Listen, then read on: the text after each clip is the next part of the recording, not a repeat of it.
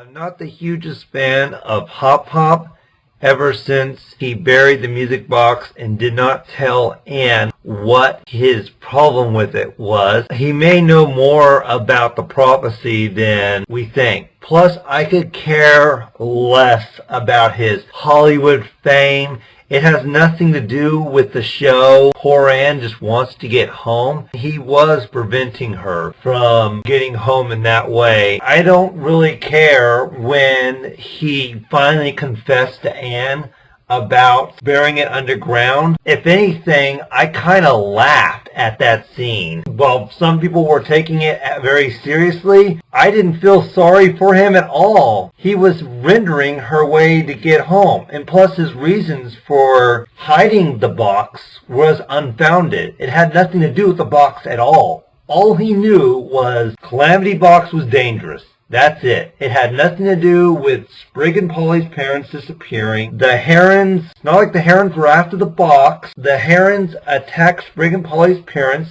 We don't know for sure if they were eaten, but really, I just don't really care for him. And I know I did say the planners were great on season 1, but that's before I started reevaluating season 2. Season 3, which I'm just going to call Anne's Adventures on Earth because that felt more like a spin-off show than about Amphibia. A lot of people are giving it a pass because they feel like they have to like it. Anne's friends are trapped in another world and they're totally forgotten. I do not tolerate that. I do not consider season 3 right now to be canon with the rest of the series. Season 2, I don't really even care too much about Polly very much. To me, she's just like a circle with eyes and a mouth. She looks like a ripoff of Miss Pac-Man. I didn't really care too much for a lot of the journey. And HopPop, aka I like to call him Sketchy Pop, talking about the rules of the road just made me cringe a lot just hearing his voice. I don't really care too much for Polly. Sometimes I wonder if she's just like a pointless character that didn't even need to be created.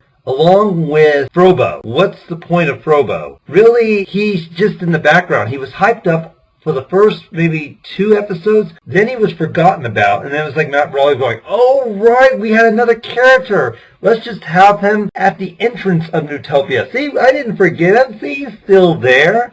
And then he was forgotten again. You saw his arm reached out during the return to Wartwood. Everyone thought he was a killer robot, and then he just turned out to be the guy who just either just made hot chocolate, he was a cooking fire pit. The only impactful thing he did was just save Polly. That's it.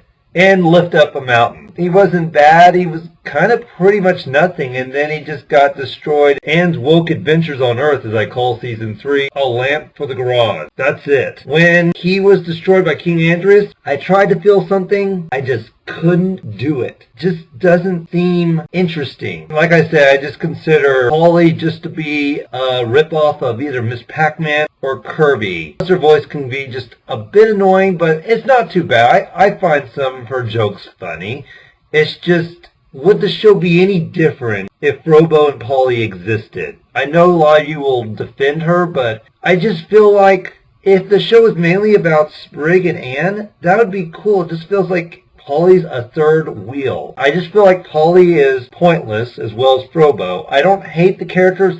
I just feel like they're just there. HopPop, on the other hand, no, I don't like this character at all. He was just deliberately hiding the box, just considering it something dangerous, even though it has clearly nothing to do with what he was ashamed of. Yes, you can defend him, you can like Sketchy Pop all you want, but no. His voice is kind of annoying. Yes, I know it's Bill Farmer who does Goofy. So, sorry, annoying characters sometimes, they just don't interest me. So in any case, talk to you guys later. I'm Robert from Cartoon Lovers ZXC. Have a great day.